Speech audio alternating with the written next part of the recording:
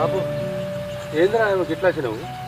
కొన్ని పైసలుగా ఉన్నాయి, కరెంటు బిల్లు కట్టలేదని కరెంటు తీసేసిర్రే, ఇంటికాడ బాధ అవుతుంది. అరే ఇచ్చేస్తున్నాదిరా, కరెంటు తమ్మ పెరిగినావు, కరెంటు బిల్లు కట్టుకోవారా? అది కాదే బాబు.